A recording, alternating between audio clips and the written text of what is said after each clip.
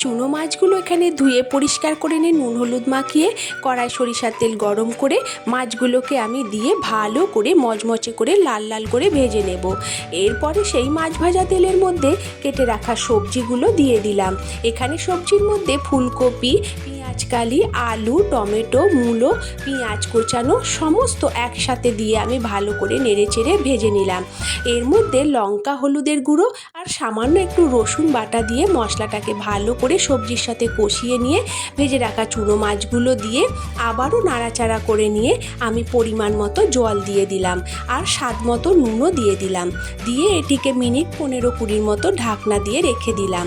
ঢাকনা খুলে আমি দেখলাম জলটা পুরো শুকিয়ে গেছে আর সবজিগুলো আমার সেদ্ধ হয়ে গেছে। এরপর রসটাকে আরও শুকনো শুকনো করে নিয়ে আমার রেডি হয়ে গেল চুনো মাছ দিয়ে ফুলকপি আলু মূলোর তরকারি। আপনাদের কেমন লাগলো?